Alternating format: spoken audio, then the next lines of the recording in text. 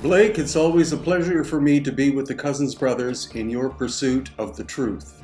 Good to be with you, Brian. And I got Dr. J with us, and we got some questions for you. Let's just get to it. If the Incas didn't build these megalithic structures, who did? Well, Blake, the Inca could not have built the megalithic structures because they were a Bronze Age people, and the stone that was cut and shaped is much harder than bronze. The basic principle you have to work with is that your tool has to be harder than the material you're cutting. And therefore, it's clear, also based on weathering, that these megalithic structures are much older than the Inca civilization and had to have been made by a very advanced technological civilization. The only options I think we have are either the so-called Atlanteans or extraterrestrials. You mentioned high technology a few times in your videos. Can I ask you what your theories are of some of the tools that were involved in making these megastructures? The tools used to make the megalithic structures in the highlands of Peru we have to assume that they were beyond our present capability in the 21st century.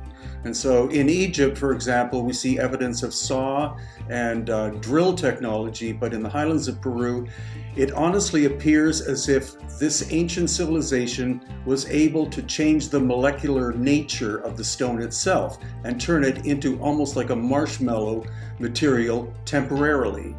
Historians and experts have their own theories on how old these megastructures really are. What's your thoughts on the true origin of their age? The age of the megalithic structures, we have to presume, are 12,000 plus years old. And this is based on the idea that there was a cataclysmic event or series of cataclysmic events that occurred on the planet about 12,000 years ago. And this is being backed up by science today. Ancient symbols carved into stone at an archaeological site in Turkey tell of a story of a devastating comet impact. Scientists were analyzing the mysterious symbols carved into stone pillars that evidence from carvings made on a pillar known as the vulture stone suggests that a swarm of comet fragments hit the earth in around 11,000 BC. This devastating event, which wiped out creatures such as the woolly mammoths, also helped spark the rise of civilization. Scientists have speculated for decades that a comet could have caused the sharp drop in temperature during the period known as the Younger Days.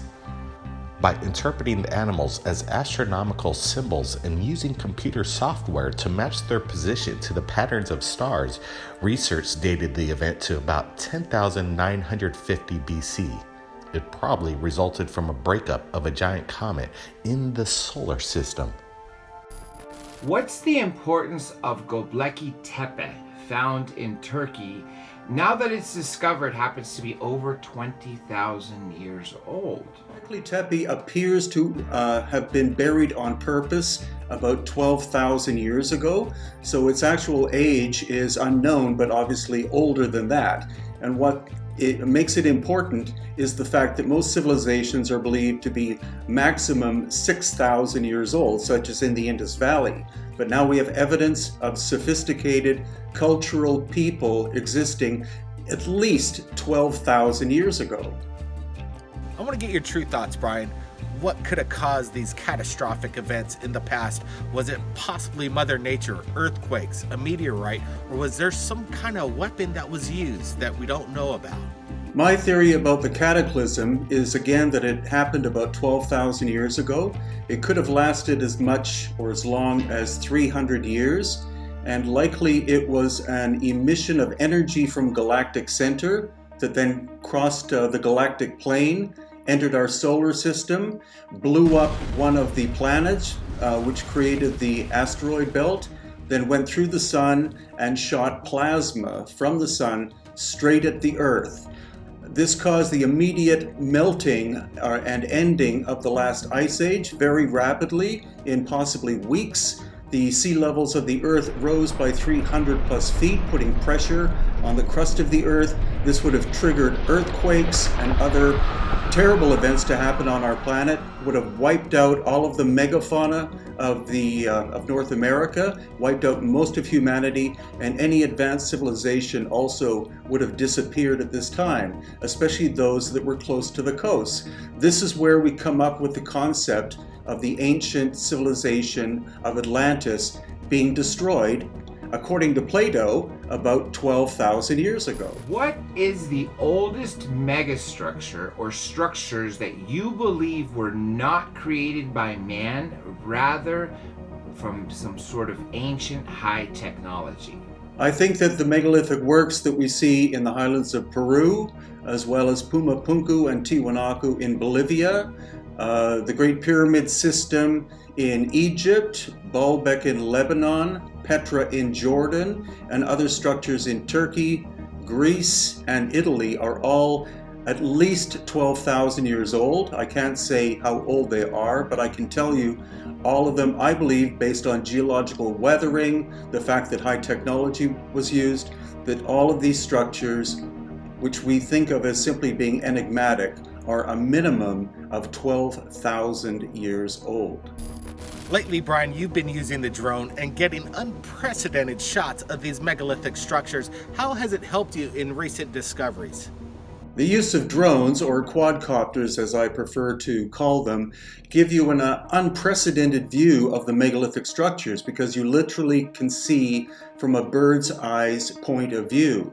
Also, you can scan the area to see if there are other structures in the area that you can't see from the ground. And so it's a phenomenal new tool that is opening up possibilities, explanations, and views that we never had before. Now, Brian, we're looking at this incredible geometric shape embedded in the side of the mountain. What could have made this? What was the tools behind it? Some people are saying it's a moon calendar. The site you're referring to is called Kiarumiok, which in the Inca language means the stones of the moon. But of course the Inca didn't make it. It had to have been made probably with advanced technology, and the weathering on the stone surface shows us that it's incredibly ancient. Some people theorize that it was a moon calendar, other people theorize that it was a solar calendar, possibly it was both. But the local people themselves and academics have no explanation as to who made it, when, why, and what its original function was. The Inca probably used it as a ceremonial site, but they used all of the megalithic places as ceremonial sites.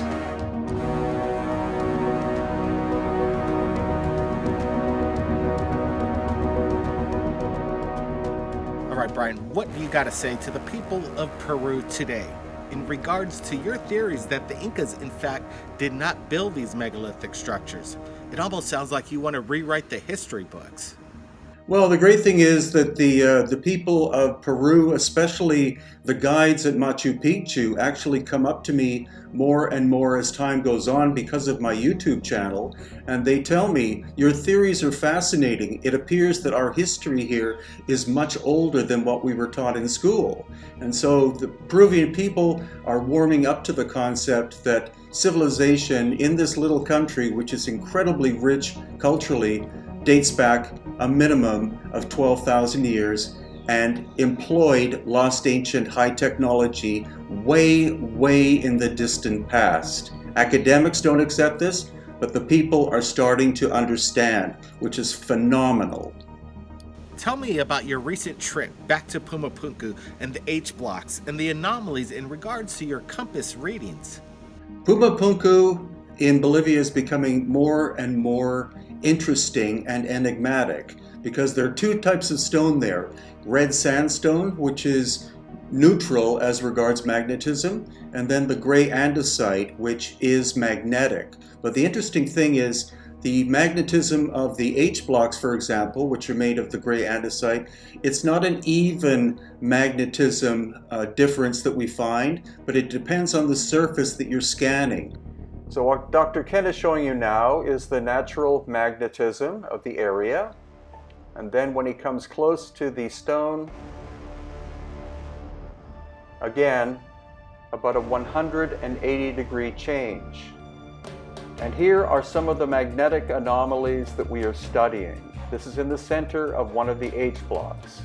Notice the compass moves 180 degrees and then 90 degrees more, and then becomes somewhat erratic. So no one understands fully what is going on with the magnetism here. It's not simply the fact that the stone contains magnetite. It means that the magnetism has been altered. Possibly it relates to the shapes of the H blocks and other stones themselves. And then here we have Dr. Ken on the stone that has the groove in it with the holes. Again, notice what happens to the compass needle. Absolutely amazing.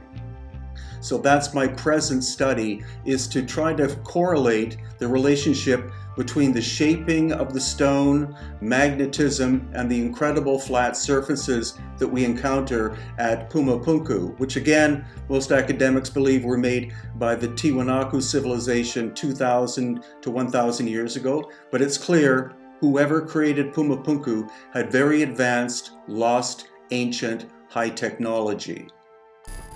Now, Brian, this is my final question for you. And again, this is a personal question.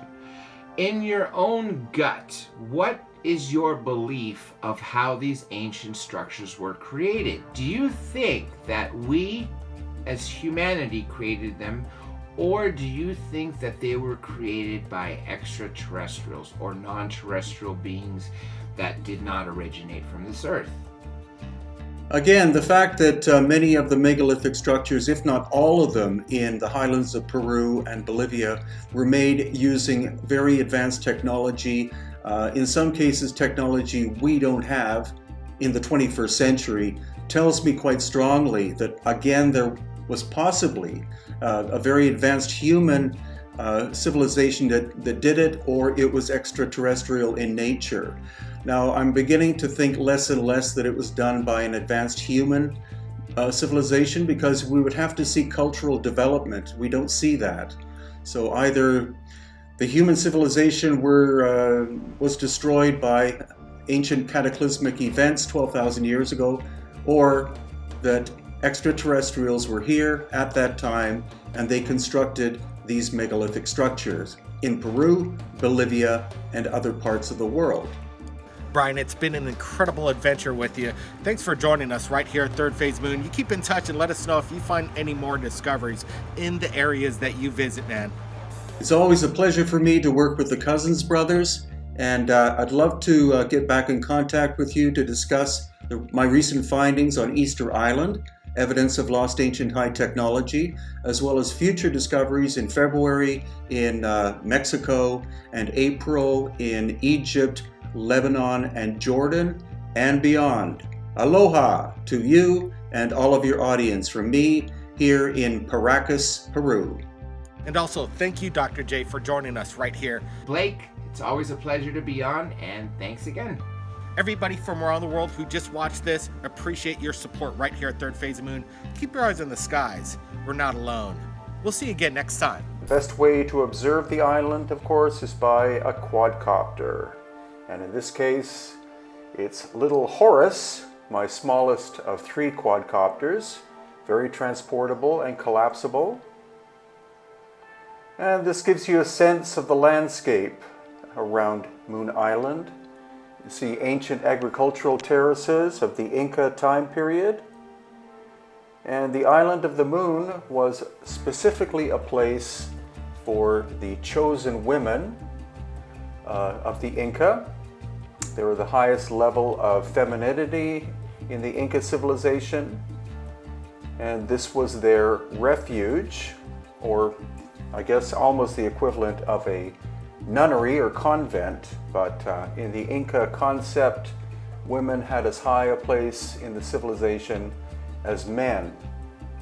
And so this site has been largely reconstructed. And you can see its composition is actually quite simple. It's rough-hewn stone with clay mortar, and then the clay mortar is used to cover the surfaces in order to give the The buildings have very pleasant appearance. They're the standard looking trapezoidal shapes that you find at many Inca structures. And now pulling back, once again you see that almost the entire island at one time was terraced.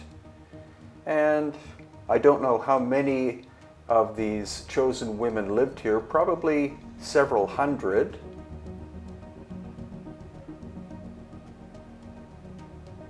And then this gives detail of the archaeological site, probably destroyed by the Spanish in the 16th century. And this area is now being restored rather slowly.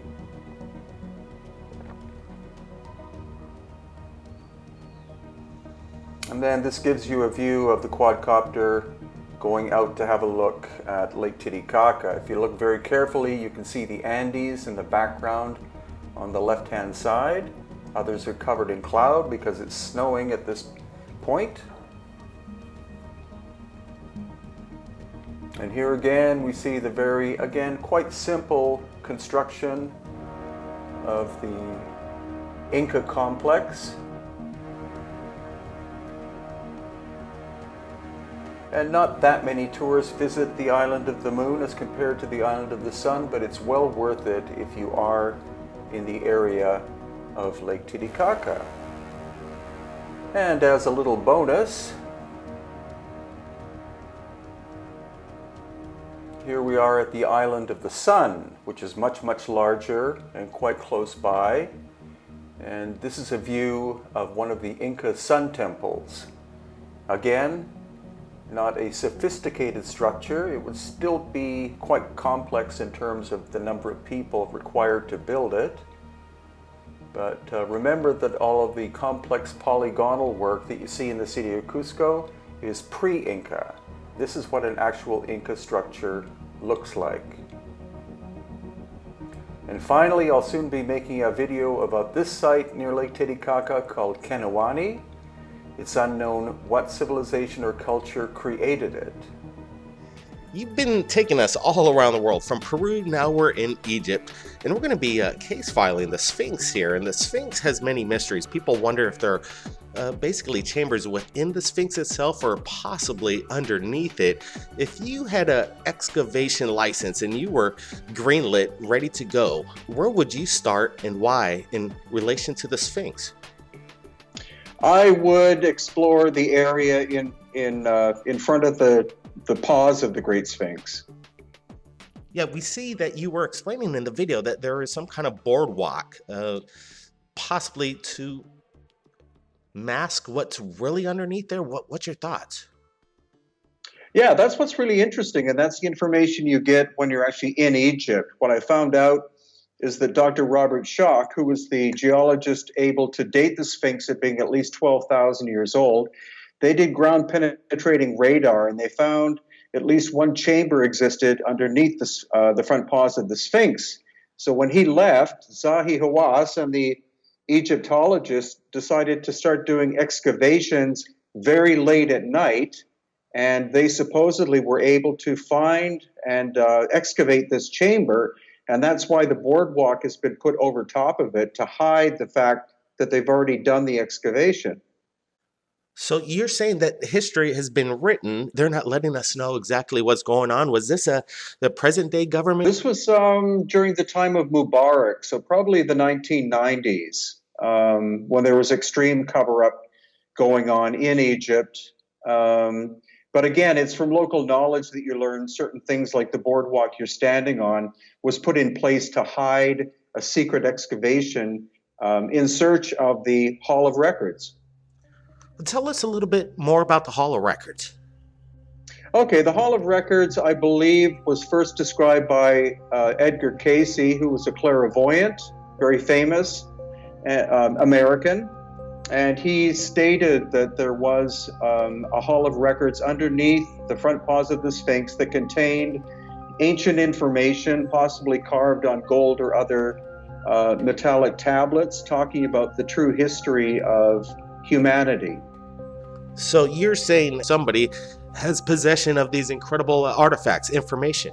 Well, we do know, thanks to Robert Schoch, that there is at least one chamber underneath the great paws of the Sphinx, and that it has been excavated, and any artifacts, if they existed, would have been removed. We also know that there's a huge series of tunnels under the Giza Plateau that go from north to south and east to west. And where could they possibly lead? It just goes on and on, the mysteries of Egypt and the Sphinx itself. There are these photos of photographic historic evidence of what it appears to be some kind of like manhole on the top of the Sphinx's head itself. Any thoughts on that? Yeah, there are actually some old photographs of a man standing inside of it. It's been covered in concrete since that time, so it's we're not sure if it's actually an entrance to the hollow core of the Sphinx or if it's simply a depression in the top. That's something that would require something like a drone or a quadcopter to fly over and see. Yeah, and they're not allowing any drone flights over there, I take. Not at all. Okay, so who really is in charge of this, historic, amazing, location? And is the government over there doing any kind of new exploration or excavation of the area? Yeah, since Zahi Hawass was basically kicked out because of corruption and other things, alleged, I think in the last 2 years, there's a new Ministry of Antiquities who's actually much more open-minded, and he's opening up sites that have previously been prohibited to the general public. Well, that's, at least the access is opening up now. So basically, who really built the Sphinx, in your opinion? A lot of people are giving the pharaohs the credit. Well, we do know, thanks to geologists, there are actually 200 of them around the world that have confirmed that the vertical weathering on the Sphinx had to have been done by precipitation, so extensive rain over hundreds, if not thousands of years. And the last time the climate in that area would have been that wet would be at least 10,000 years ago. So that's twice the age of the dynastic Egyptian or pharaonic culture. But whether it's 12,000 or 20,000 or 30,000 will require more geological analysis. But we do know that whatever culture did this had to have high technology of some kind, because the area where the Sphinx is called the Sphinx enclosure, and all the stone that was removed to reveal the Sphinx is right in front of it, which is the Sphinx temple. And there you have multi-ton blocks, some 40 tons or more in size. Most Egyptologists believe that the Sphinx is probably about 4,500 years old and is contemporary with the construction of the Great Pyramid. But again, they're speculating, whereas the geological evidence is proving that it has to be at least 10,000 years old. Could you describe to us what you would visually see if you would step back in time 12,000 or 10,000 years ago, and describe what the Sphinx would have looked like in its completion back then? Well, it probably looked like a lion. We do know that the face has been recarved at least one, if not two times, and throughout its history, it's been buried in sand up to its neck. And so the erosion on the surface of the body is much more extensive than on the face, and that proves that the face has been recarved, probably in dynastic times, and the face is completely out of proportion with the body. So originally, most experts I know believe that the Sphinx was in the shape of a lion, and its eyes were pointing towards the star Sirius. What an amazing sight that would be. Brian Forrester, keep up your amazing adventures around the world. We look forward to have you back next week, and we've got some questions for you. And if anybody wants to have a question for Brian, please leave it in the comments below. And whatever comment gets the most thumbs up, we'll bring that over to Brian Forrester. Thanks for joining us, and be sure to check the link out to Brian's YouTube channel. He's posting pretty much, I don't know, how often are you posting, Brian? About every 4 days, so not as much as you guys. Oh wow, but you're on location. It's quite incredible, and thanks for sharing, Brian. Take care and be safe. Always a pleasure. Aloha. Underneath the paws. Also, what we can see up here is evidence that the officials were drilling into the bedrock in order to see if there was an underground chamber. But have a look at the locations of where the actual drill holes are. So this is about halfway down the body of the Sphinx. And you can see these caps are on top of angle drilling, core drilling, I believe in the 90s or perhaps after that, in order to see if there are holes or chambers or tunnels under the Sphinx. As we round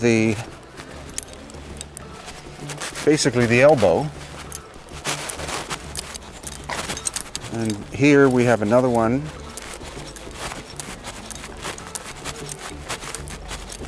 And here we have another one. But again, what's curious is the transition between the bedrock here and these obvious blocks which were set into place. They're basically at ground level.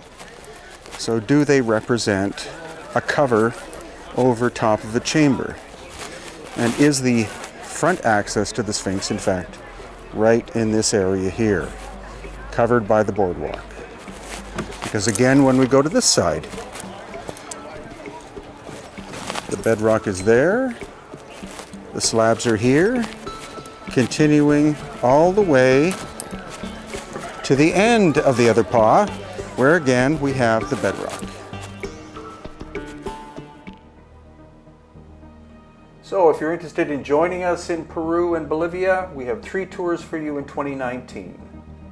The Inti Raymi Inca Celebration of the Sun. There are 7 spaces left on that tour. Then in August we have the Elongated Skulls of Peru tour, which involves going to the coast and the highlands of Peru. And also we're going to Turkey in September of 2019. Very excited about that. And finally in November 2019, the Serpentine Mysteries Tour of Peru and Bolivia. Thank you.